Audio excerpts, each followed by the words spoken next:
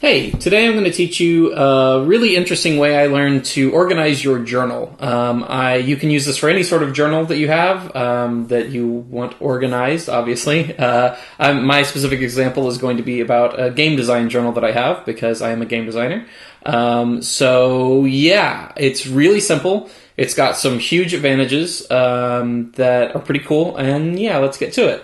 All you're going to need are obviously a journal, Preferably, it should be lined on both sides or gridded or something. It would still work with just a blank journal, but lined makes it a little bit easier and quicker.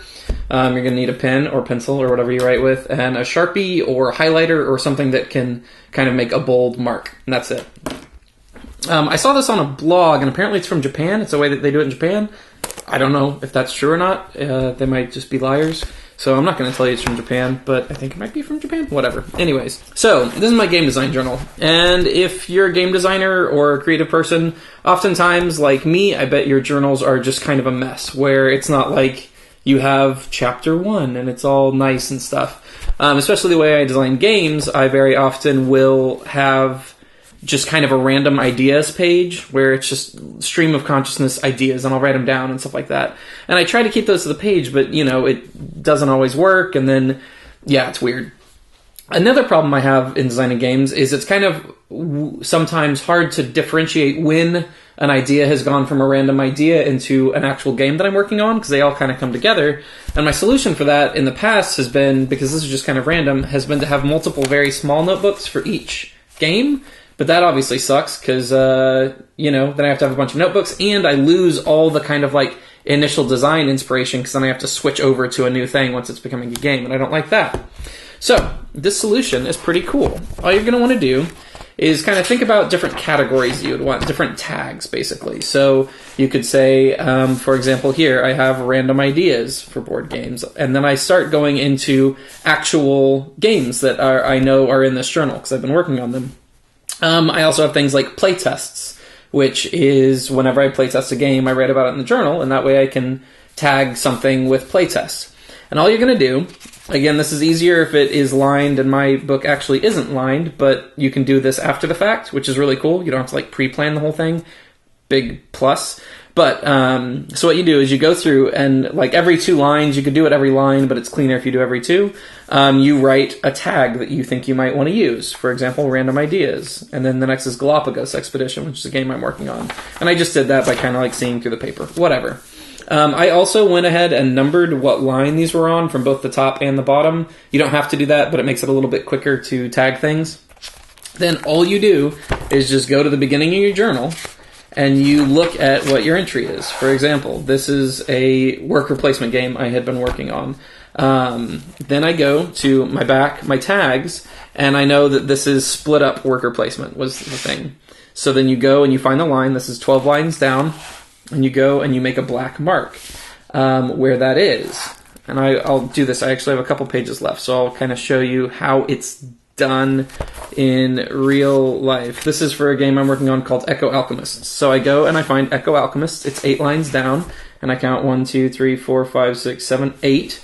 And I'm going to take my Sharpie, and I'll just kind of pull the next page over, and I'll mark the very edge. It doesn't have to be much, but you just want to make sure that it actually extends to the edge of the paper. And I did that. This is the same thing, so I'll continue with that. 8 lines down, here we go, blah, blah, blah. And then when we get forward, and here's one called Team Tomb Monster Draft Game. I think this is about my last one, so I'll go ahead and finish this off so I can finish off the whole thing. Team Tomb is 6 lines down, so I go 1, 2, 3, 4, 5, 6, and I mark right here. No, it's actually not my last one. Oh no, I've ruined everything. But you'll get the idea. So, now all you do, you can also, I forgot to say, you can tag it as multiple things. So say this was for the game Team Tomb, but this was a playtest that I had done. I would go back and then also tag wherever the playtest was. Or a lot of times I'll tag something a random idea, or then it later evolves into a game, and then I can go back and tag that random idea with that game. So you can tag as many things as you want. And it's very simple. Now all you do to see kind of what you've done in your organization is take it like this, and then you just bend the pages. So now I can see random ideas are all things tagged there. Galapagos expedition are all there. Say I want to go find out a thing I did a long time ago about Team Tomb, no problem. I just go to this pages. That's the whole thing. I love it for a couple of reasons. One, you can do it after the fact. I'm not good at like pre-planning out everything that I'm going to do, having different sections and stuff. I just don't work that way. Two, you can tag multiple things, which if you kept, say, like a spiral notebook so that you could take pages out and rearrange them, you can only still have it in one section. This way I can tag it in multiple sections. I really, really like that. Obviously, I'm about full here, but I could then just fill in all the other lines that I'm skipping over. And next time I get a new book, I will make sure that it's lined on both sides of the page to help with this. Another trick I need to try, because it kind of sucks counting. You know, if it's 16 lines down or something, that sucks. But you could make a cheat sheet with just an extra sheet of paper, and you would write, you know, the correct place.